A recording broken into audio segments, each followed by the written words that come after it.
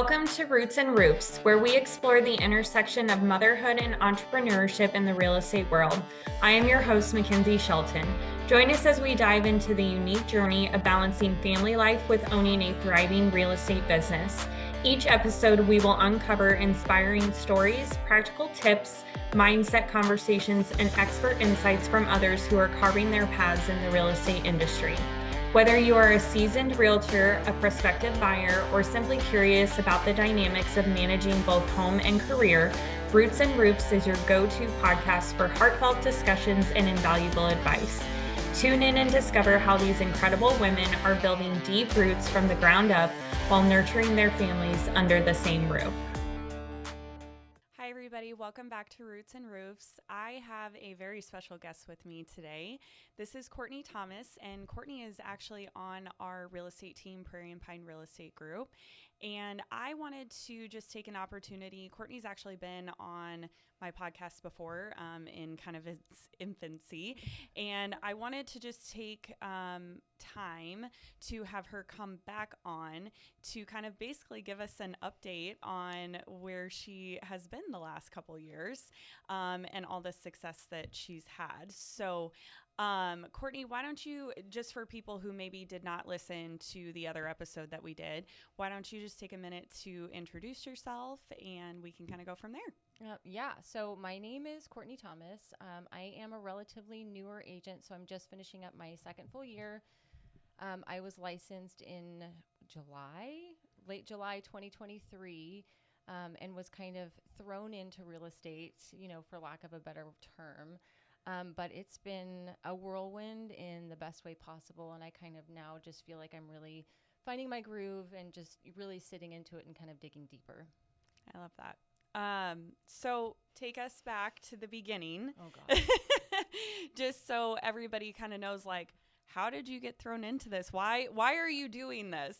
Okay. So just a little backstory. I was the director of operations for the team for about a year prior to getting licensed. I came to you, probably June. So it wasn't very much time at all, maybe a little bit before that. Yeah, it might have been a little bit before that. And I was just like, hey, listen, my marriage is terrible. We are not in a safe place, and I need to figure out a way to provide for my daughters alone. And I think the best way for me to do that is to get licensed. And so you had, we kind of came up with a plan of replacing my position. I had gotten licensed and really, really quickly passed my exam on the first try and was kind of just panic selling real estate for the first 6 months, just really kind of trying to figure it out and make as much money as possible and support my kids and file for divorce. It was just a very, very stressful but formidable time in my life. Yes. So let's kind of talk a little bit about that, because I think what I see a lot in brand new agents is this fear of kind of leaving what they're doing at that time, whether it's a traditional 9-to-5 job or they're usually making income in some way, shape, or form, right? And there's always this fear of like completely quitting what you are doing and jumping into real estate full time, which is exactly what you did. And you were in a spot where you were behind on some bills and all of that. So kind of elaborate a little bit on some of that. So about a week before I was licensed, I had no idea at the time. I got a knock on my door and I was told that we were behind on our mortgage and our car payment, and I had no idea. There were some really sneaky things going on in our marriage. So really, at that point, I had seen, as a director of operations, I have seen kind of what part-time agents do versus what full-time agents are able to do. And I knew that I really didn't have a choice to kind of dip my toes into it, and that the only option for me was to kind of go full steam ahead if I really wanted to have a chance at being successful.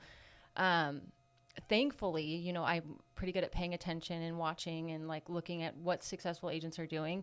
And I was able to emulate that, really quickly on. So even while I was getting licensed, I was letting people know that I was, in the process of getting my license and to keep me in mind, and just really doing the steps that somebody would normally do after they're licensed, but just kind of preparing myself for that point.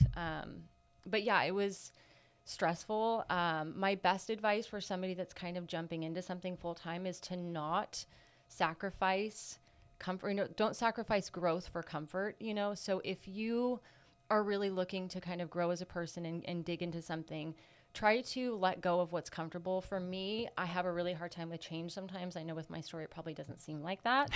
But I was the most anxiety ridden thing for me was just all of the change all at once.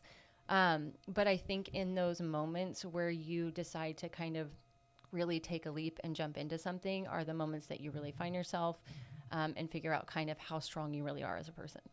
Yeah. And when you don't have plan B, like you just have to figure out plan A. There was no not making it work. And I have always said that there is nothing a scared single mom cannot accomplish. And I truly mean that. There is absolutely nothing. Like if you really put something on her mind, she will do it. So yeah, absolutely.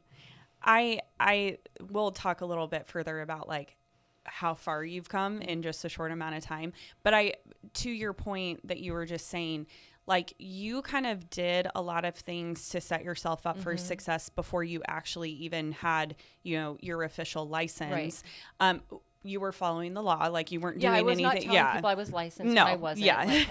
But you were doing such a good job of like, even with the small sphere of people that you did know, you were talking to them, trying to like make connections so that you could again kind of hit the ground running. Yeah. So, and another thing I did was I literally wrote down the names of every single person that I knew, like whether it was an acquaintance, somebody that I met down the street, somebody from one of my daughter's dance studios teachers.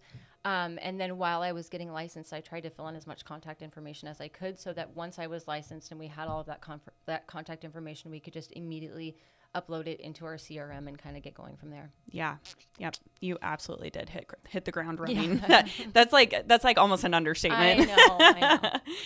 Okay. So as a newly divorced single mom, how did the emotional and financial pressure kind of shape your early days in real estate? Gosh, I think in the beginning, my biggest motivation was fear, if I'm being honest. And that's changed a lot since then, thankfully.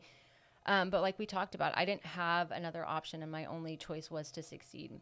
And there was a lot of anxiety-ridden days, but days where I kind of slowly had glimmers of, oh my gosh, I think I can do this. Like this is actually going to work and it's working.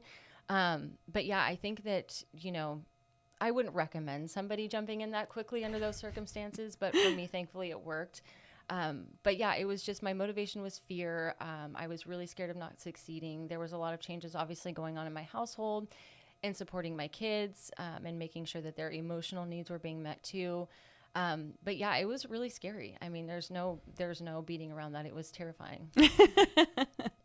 Fear is a good motivator sometimes, I mean, really. Right? Yeah. So what was the turning point for you, kind of the moment or decision that shifted your business from barely surviving to gaining momentum? Do you feel like there was a moment, or were there lots of little things? There are lots of little moments, but there's one very defining day where I remember waking up and I think I had sold like 10 houses or something at that point, and I had a full pipeline and people calling me and reaching out and referring me, with such a short amount of, transactions under my belt. And I just woke up really proud. And there was one moment, and I think I talked about this on the last podcast, where I was talking to my daughter and she just mentioned how proud she was of me. And I was like, wow, like we have really come full circle here. And then slowly over time, the motivation stopped becoming fear-based and really just how can I best serve my clients?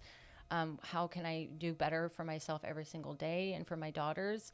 And I think I mentioned this to you a couple weeks ago that it's weird. I feel like I'm not doing enough because that fear is not in the back of my mind, but I'm like, I think that this is actually how normal people operate, but it's nice. I've just really fallen into a groove of, doing the right things every day, making good choices, getting up and doing the income producing activities every morning. So, yeah. Okay. So let's talk about this because you are a pro at the income producing activities and not chasing shiny pennies or things like that. So what does your day look like? Well, I was very lucky in that I figured out quickly kind of what works best for me and my personality style. So usually when you're starting, if you have a good coach or a good mentor, they will kind of guide you to focus on, 2 or 3 main areas of lead generation. And so mine are usually, obviously, my sphere. I really like working with expireds, and then I'm getting into some farming stuff now too. But I wake up every morning, obviously drop my kids off for school, and the very first thing I do is I make calls to my database of people, and I make follow-up calls to, people that I've had conversations with. Every conversation I have, if I need to follow something up, it's immediately in my calendar, so I'm not forgetting. I'm very organized and meticulous, which is probably why I took on the director of operations role in the first place, which has served me well. But yeah, I'm really like the time blocking, getting the phone calls, the important phone calls done first before, there are fires and things that need to get put out with my transactions that I have actively happening right now first. Yes, absolutely. While I have always said, like, you can have real estate kind of look exactly how you want, if I'm going back to my early days, like a lot of times my lead generation was when Jack came home, from work, right? Mm-hmm. Because that was the only time that I didn't have like kids, Little babies running around. Exactly. Yeah. Yes. And at the same time, if you're not kind of getting your lead gen out of the way first thing in the day, mm-hmm. it's very easy to not do it later. Well, and then there's an epidemic where, you hear people say, I'm so busy. I have all these things. But then when you look down at what you actually accomplished in the day, it was just busy work. You weren't actually busy. So, and I'm guilty of that too. So I have to really like buckle down and make sure that I'm getting the important things done first. Thankfully my kids are school age, so my mornings are pretty quiet and I can work from home, aside from my neurotic dog barking at the mailman. It's pretty quiet, so I'm able to do that. Yeah, absolutely. So I know a lot of new agents feel super overwhelmed. They don't know where to start. Mm-hmm. What mindset shifts or habits have kind of made the biggest difference for you specifically to go from basically making $0 mm-hmm. to, we haven't said this on the podcast mm-hmm. yet, Cortney is going to close out her year making approximately $200,000. Right. That is after team splits, that mm-hmm. is after paying the brokerage, that is the money that she gets to take home. Right. So how did you get here? Well, like I said, I think I have this ability to kind of not fake it till you make it, but like walk into a room and not feel meek and like I don't belong there. Like obviously I have some imposter syndrome, but I grew up with a mom that was in real estate and she was a single mom. So she really paved the way for me. I have you as somebody to kind of lean on and guide me, just setting really good habits. And like I mentioned earlier, I think as a new agent and somebody that's starting, I think that there is a tendency to kind of try a million different things and not, and then leave that one thing before you even figure out if it's working or not. So, if somebody just finished their first year, I would really go back and look at where your transactions came from and then dig deeper into your main sources of, where those clients came from instead of just trying a million different things. 99% of the people that I see posting on social media all the time are not high producing, but they're producing these really great videos. And sometimes it's just a matter of getting back to the basics of what works well for agents because that really hasn't changed. So let's kind of talk about expireds mm-hmm. a little bit. Yeah. I know where kind of your evolution from expireds has gone to like very recently what just happened. Mm-hmm. So kind of talk a little bit about like, what did that look like in the beginning? Mm-hmm. What were some of the struggles and like, what kind of success are you seeing now? 'Cause you stayed consistent with it. Right. So in the beginning, I was just calling anybody and everybody. I had just a set number of calls that I needed to make. But for me personally, I have to be a little bit more mindful with my time. And I kind of, started setting some parameters of like what neighborhoods I'm converting really well, what price points I'm converting really well. And just getting really, really good at practicing the scripts with expireds. I cannot stress that enough. You can't go into a conversation not knowing what you're going to say before you make that phone call. And also being knowledgeable in the market, because a lot of these people are coming out of a really traumatic real estate experience and they need help and guidance. So if I don't truly believe that I'm providing the best possible service for them, which I do, they're not going to believe it. So, just really learning the market, learning your scripts, and learning the people that you're talking to. Yeah, absolutely. So I just want everybody to kind of hear like what has happened very recently mm-hmm. for you. So you have been consistently calling expired since basically day one of your career, mm-hmm. right? So I know at the beginning it's a lot of no, and you're trying to learn, like, how do I get past a lot of these objections, all these things. What happened in like the last like 2 weeks, because you've gotten so good at your script and following up? Right. So just in the last 2 weeks from expireds alone, I have set more listing appointments than I have ever in my entire career. If anybody is wondering, this is a wonderful time to call them, because they're kind of starting to think about the next year. They're making plans, and they are looking for that guidance and, a hand to hold to kind of, figure out their next steps from there. Yeah. And usually, so I don't do this anymore, honestly, just because I don't have to, but I used to call a ton of expireds. That was kind of like my bread and butter for several years. And you're absolutely right. This time of year is perfect because they're usually frustrated with their current agent's lack of success in actually getting the property sold, right?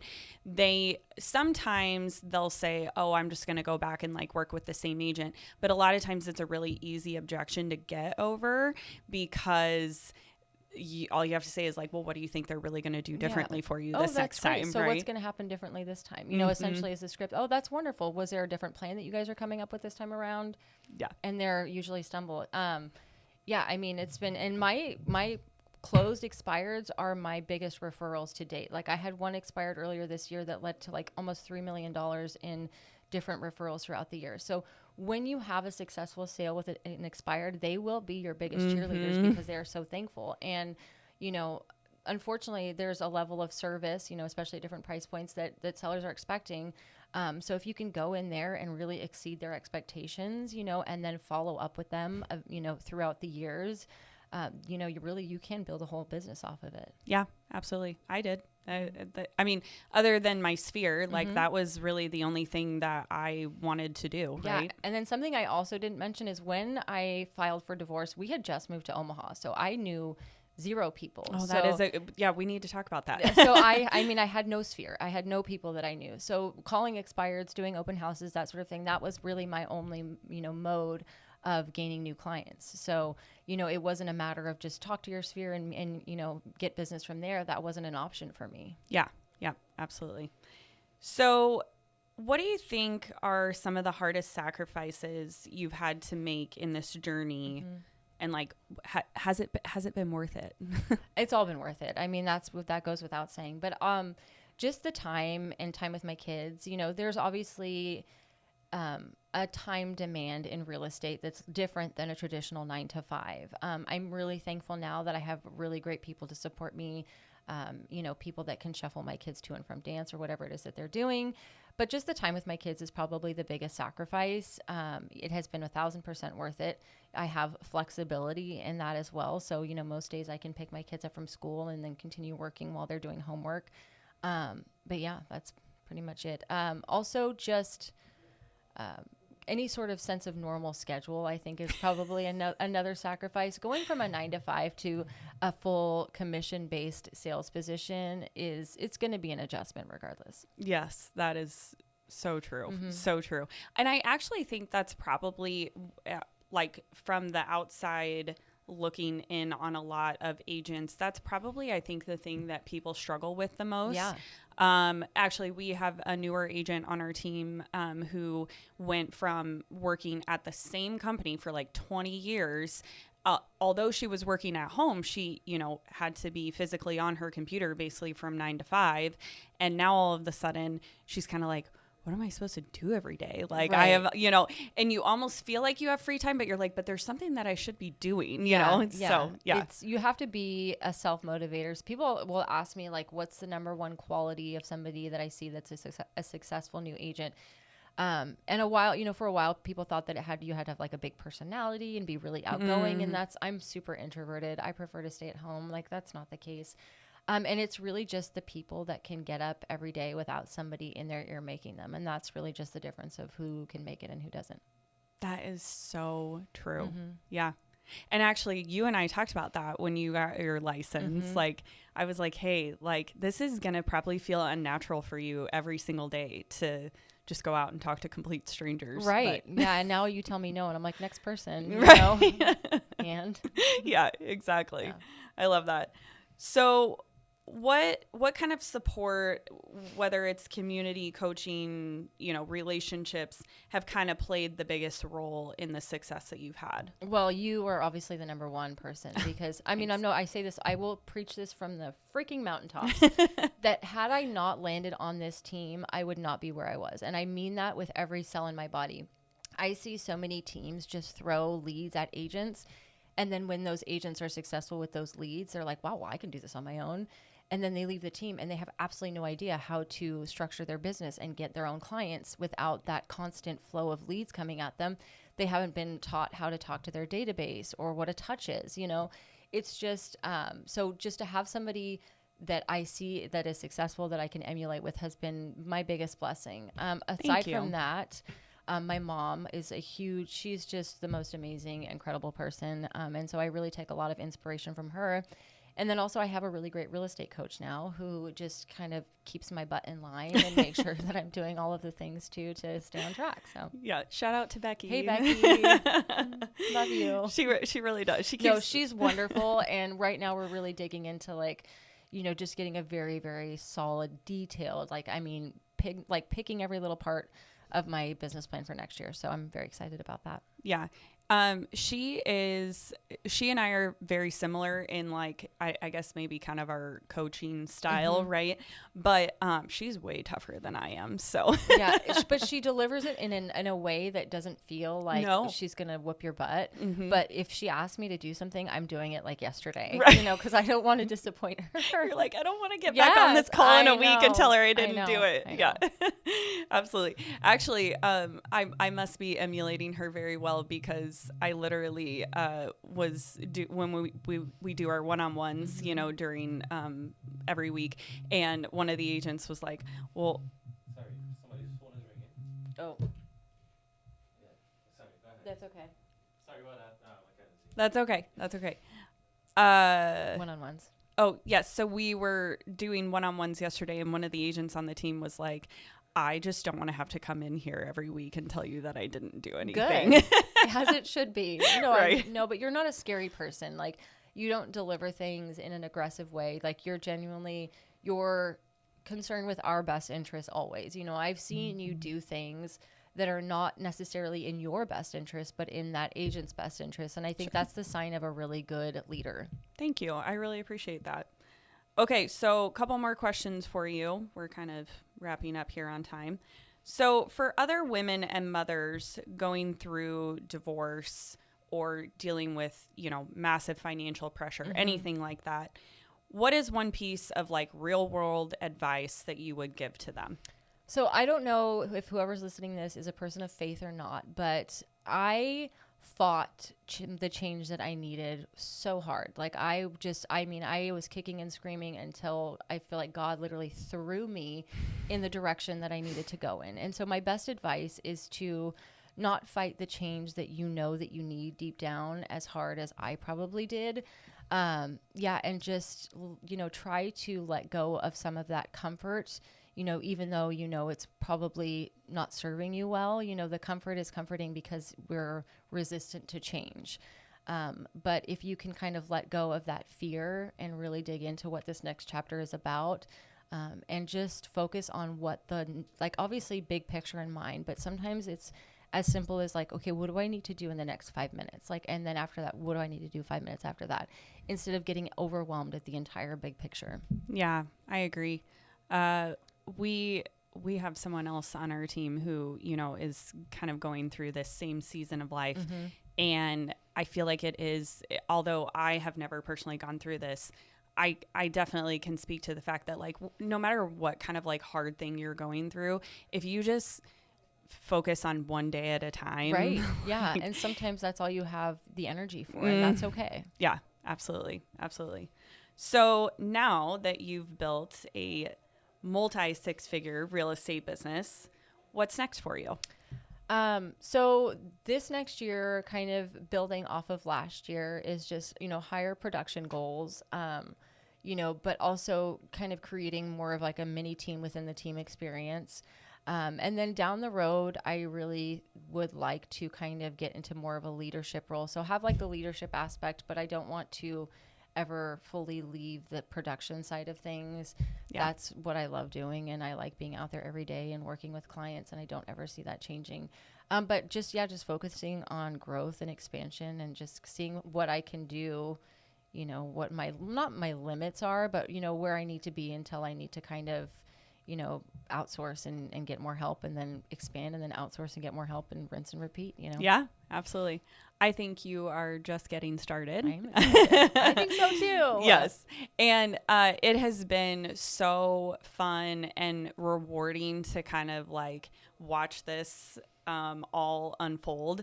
It's one of those things where like I knew you had it in you, but also like I can't want it more than you do. Right. I can't like be the one actually like doing the things, right? So it is really cool to watch someone who literally, I said this in my reel that I did the other day, like you have completely changed your life. Everything about it. Everything in 2.5 years.